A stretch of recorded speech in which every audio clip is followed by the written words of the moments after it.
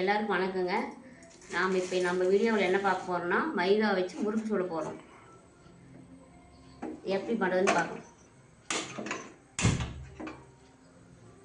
கொஞ்சம் சுடு தண்ணி வச்சுக்கலாம்.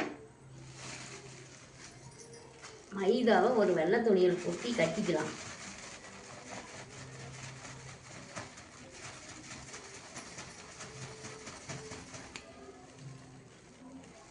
ஒரு கிலோ அளவுக்கு நான் மைதா எடுத்துருக்கேன்.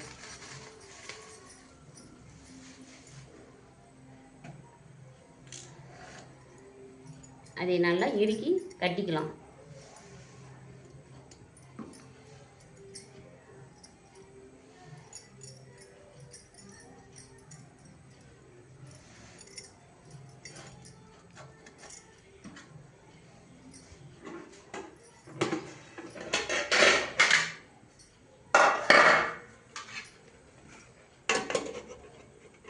இட்லி பானையில் தண்ணி வச்சுருக்கேன்.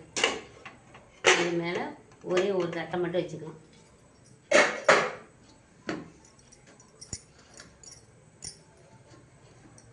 இந்த மாவை நல்லா இறுக்கி கட்டி இதில் வச்சிடலாம்.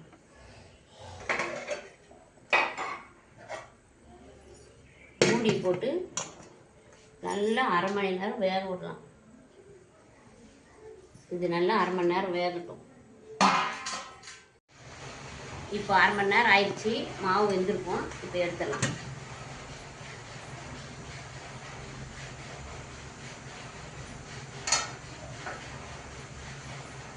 எடுத்து அந்த குண்டால் வைமா. சுட போகுது, துணி பிடிச்சிக்க.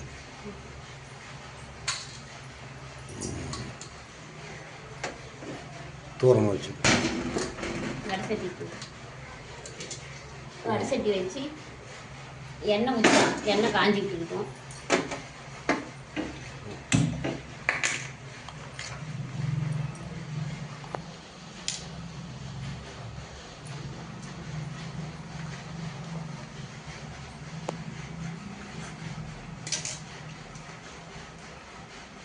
நான் ஆயில் தான் போட போகிறேன். கல்லெண்ணெய் இருந்தாலும் அதுலேயும் போட்டுக்கலாம்.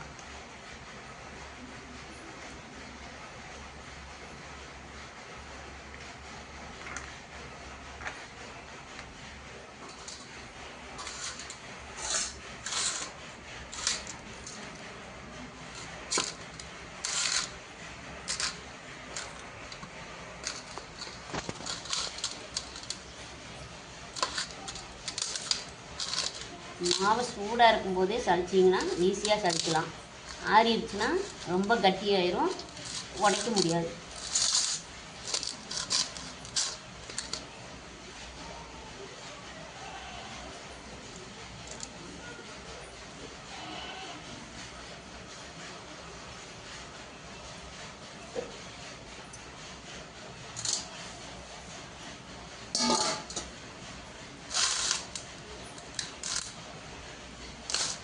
ரொம்ப சூடு.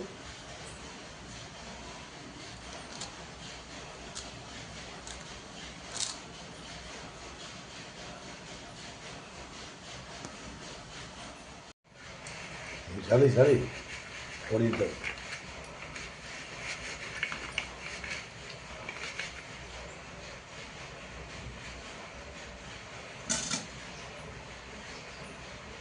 சூடு ஆறலையா? சூடு ஆறி போய்ட்டு உடைக்க முடியாது, சலிக்க முடியாது. ஃபேன் போட்டால் இது ஃபேன் போட்டால் அடுப்பு முடியாது.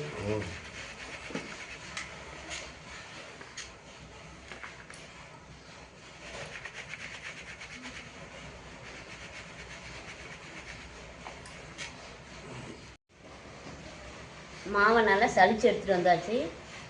பாருங்கள், இந்த மாதிரி இருக்கும். 1 கிலோ மைதாவுக்கு 1/4 கிலோ பச்சரிசி மாவு சேர்த்துக்கலாம்.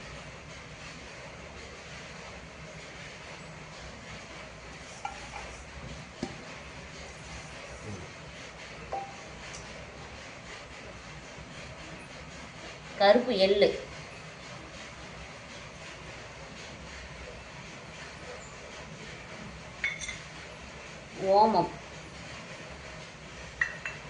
ஓமம் நல்லா தேய்ச்சி போடணும்.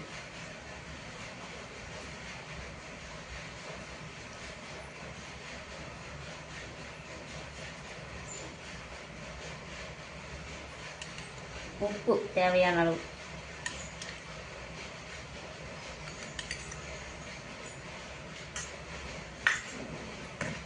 மிளகாய் தூள், அது உங்களுக்கு காரம் எவ்வளோ தேவையோ அவ்வளோ போட்டுக்கலாம்.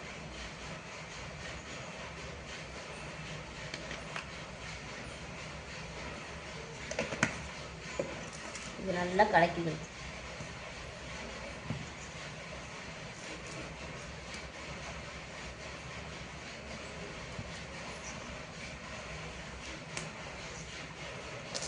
ஓமம் நல்லா வாசனையாக இருக்கும்.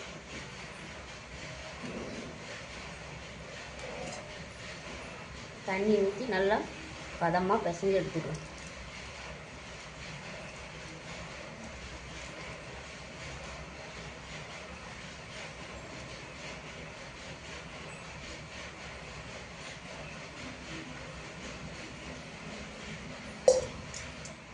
சொல்லு.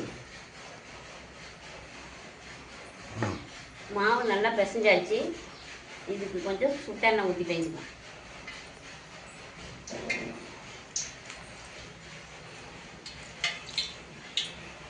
சுட்டெண்ணெய் ஊற்றி பிசைஞ்சோம்னா நல்லா முறுக்கு சாப்பிட்டா வரும்.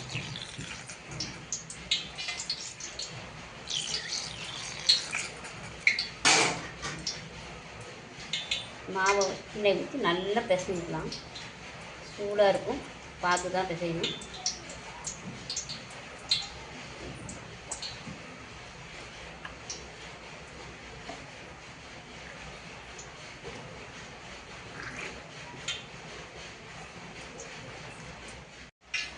முறுக்கு மாவு நல்லா பிசைஞ்சாச்சு. இதை அச்சில் போட்டுக்கலாம்.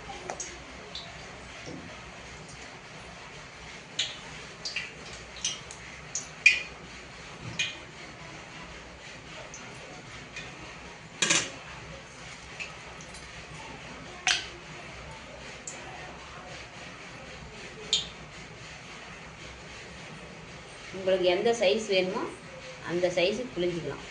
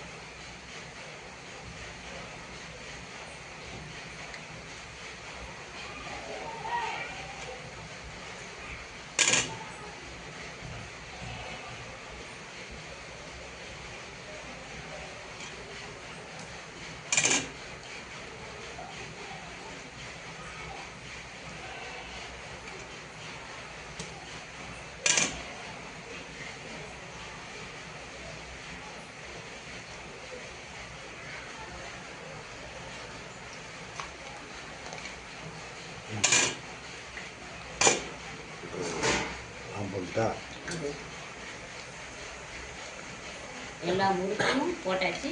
ஒவ்வொன்றா திருப்பிக்கலாம்.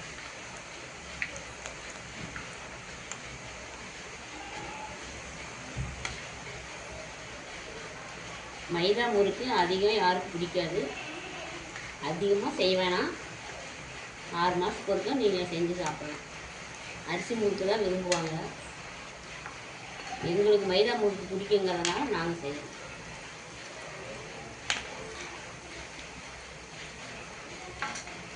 இது நல்லா டேஸ்ட்டாக மொறுமொறுன்னு சூப்பராக இருக்கும்.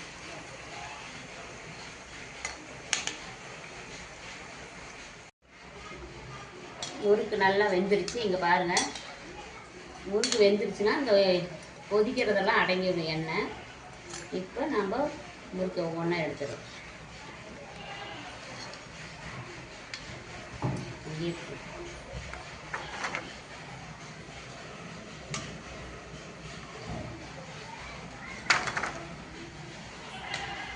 இந்த முறுக்கு 15 நாளைக்கு வச்சுருந்து சாப்பிட்லாம், வாடையே வராது. ஒரு கவரில் போட்டு கட்டி வச்சுட்டோம்னா அப்படியே இருக்கும். இப்போ மழை காலங்கிறதுனால நாங்கள் ஜவக்காயத்தில் போட்டு தான் கட்டி வைக்க போகிறோம்.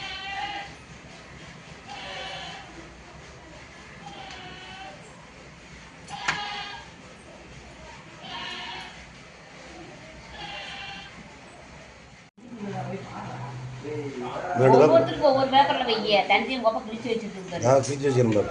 எப்பா கையில் எடுத்துட்டு ஆளு ஒன்று போதும்பா. சரி ஆளுக்கு ஒரு பேப்பரில்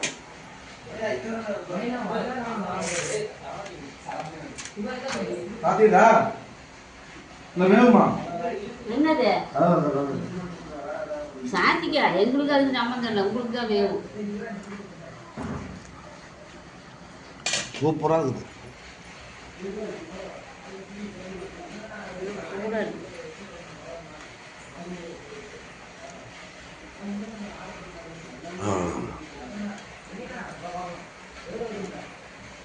தீபாவளி முறுக்கு சூப்பராக இருக்குது. தீபாவளிக்கு ஸ்பெஷல் முறுக்கு. முறுக்கு இந்தா, முறுக்கு நல்லா இருக்குதா? முறுக்கு அருமை.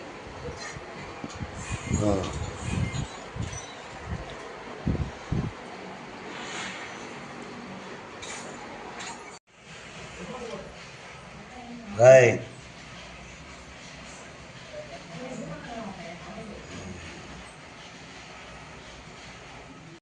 இப்போ மிக்சர் போட போகிறோம். மிக்சருக்கு மாவு கலைக்கலாம். கடலை மாவு 4 கிலோ.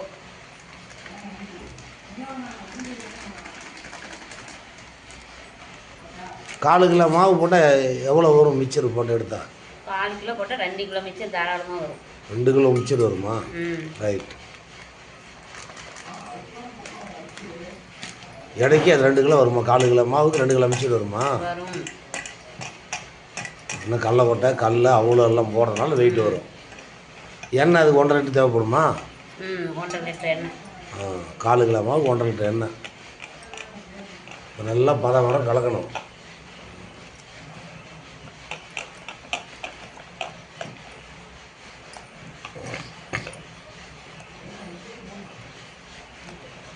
நல்லா கலக்கிக்கணும். அனல் போதுமா? வச்சுக்கோ. வச்சுக்கோ, அனல் கொஞ்சம் வச்சு. அனல் நிறைய வச்சாதான் மாவு எண்ணெய் நல்லா காஞ்ச பின்னாடி ஊற்றினா தான் நல்லா வரும்.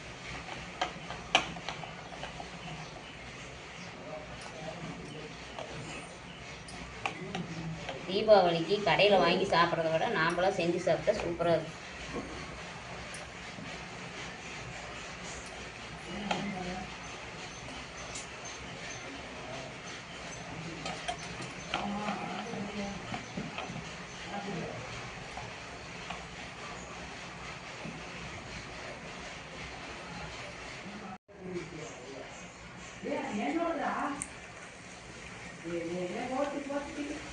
மாவு வந்து இப்படியே ஊற்றணும். கரண்டி வச்சு தேய்க்கக்கூடாது.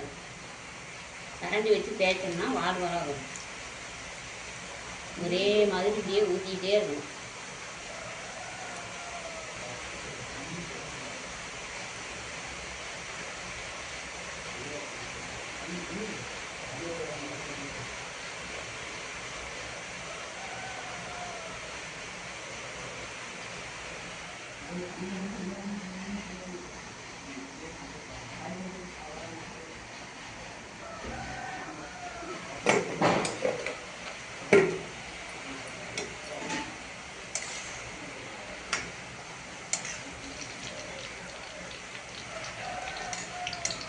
மிக்சருக்கு எப்பயுமே பூந்தியை 2 தடவை போட்டு எடுக்கணும். இது முதல் தடவை போட்டாச்சு, போட்டு எடுத்துக்கலாம்.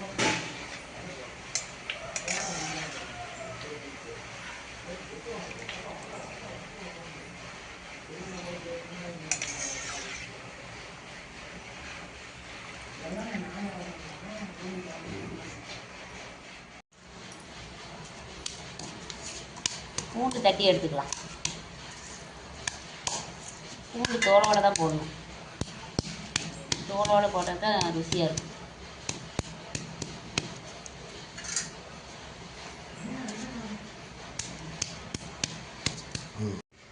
ஒரு தடவை போட்டு எடுத்தாச்சு, ரெண்டாவது தடவை போட்டுக்கலாம்.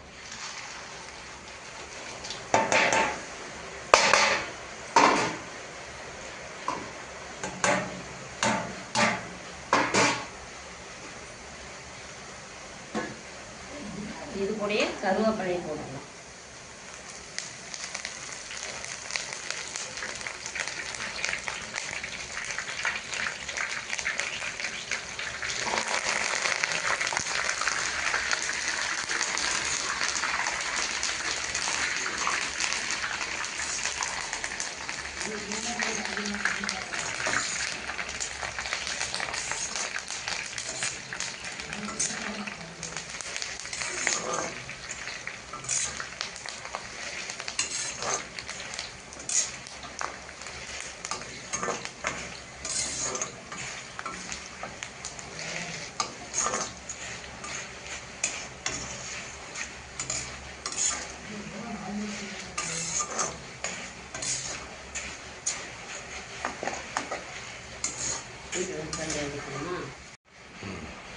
நல்லா வெந்துருச்சு.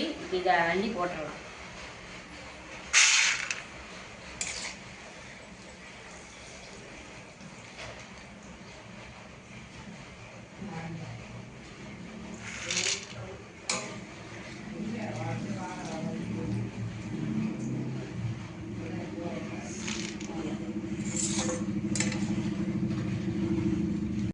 பேசுது நல்லா கொட்டிக்கலாம். பேப்பரில் கொட்டி ஆற வச்சுக்கலாம். பரப்பு நல்லா பரப்பு அகலமாக போடு. ஆறுக்கும் சுடுது நல்லா. ஆறுறது பரப்பு.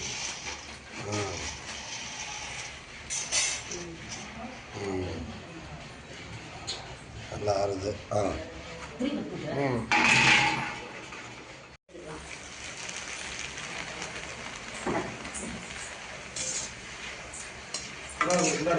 ஒரு பேப்பர் எடுத்துட்டு கவுகாது மேலே ஏய் சின்னதா. கப்பு இல்லையா? மஞ்சள் கப் எடுத்துட்டு வா. மஞ்சள் கப் எடுத்துட்டு வா.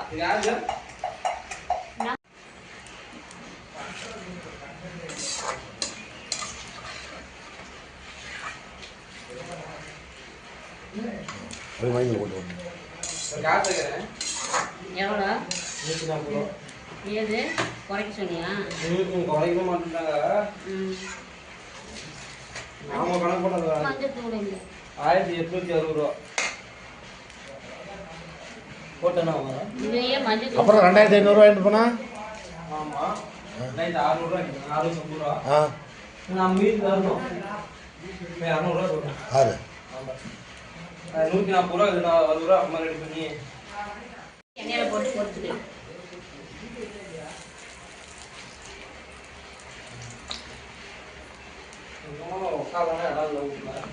சேரில் உட்காரு. நவுத்திட்டு படுறா போய் அவனுக்கு வேலை தானே போய் படுத்து.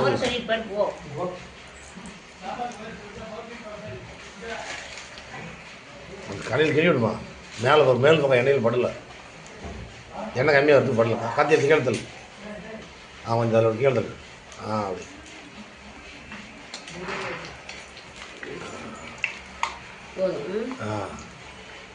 இது வறுத்த கடலைக்கொட்டை, அதனால இப்படி போட்டு எடுத்துருக்குறேன்.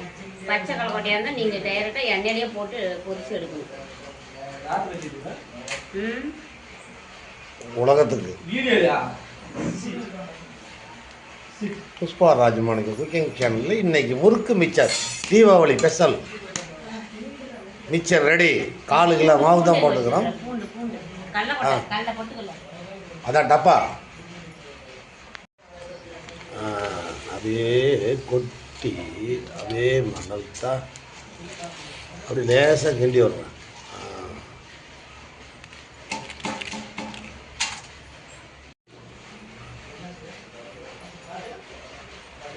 அப்படியே கூட போடலாம். ஏன்னா மலை மரத்தில் கொஞ்சம் வர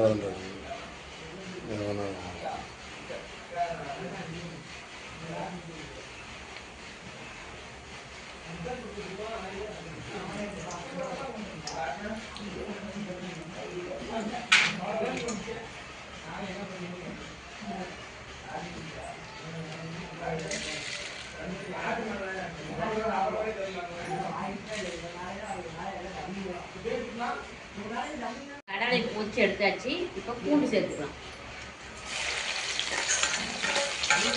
இது எல்லாத்துக்குமே எண்ணெய் நல்லா காஞ்சிருக்கணும். அப்பதான் நல்லா பொரியும். பூண்டு நல்லா செவந்து நல்லா கருப்புக்கும் ஆயிடும். அது வந்து ஆனால் தான் நல்லா இருக்கும். இல்லைன்னா வதக்குன்னு இருக்கும். பூண்டு நல்லா வேகும்.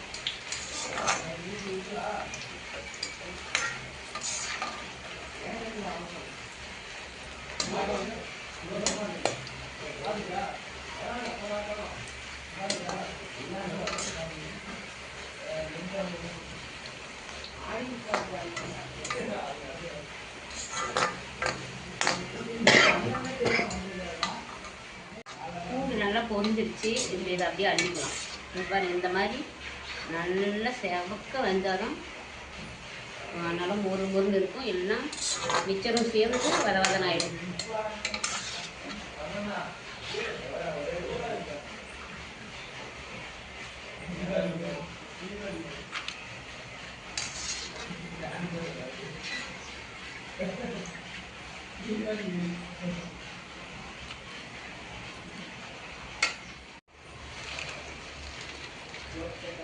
நல்லா பரவாயில்ல.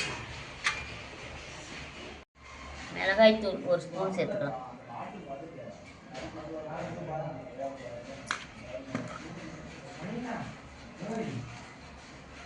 பெருங்காயத்தூள் கொஞ்சம்,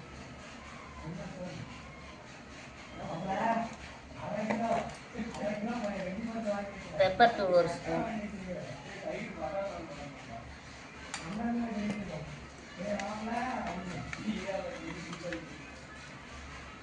உப்பு தேவையான அளவு. இதை நல்லா கலக்கிக்கணும்.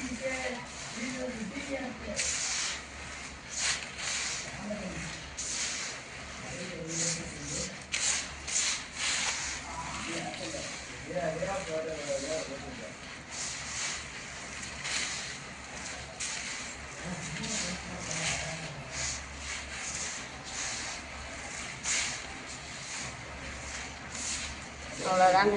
இதுதான் பூந்தி, காரா பூந்தி. எங்களோட தீபாவளி பலகாரம் இதுதான்.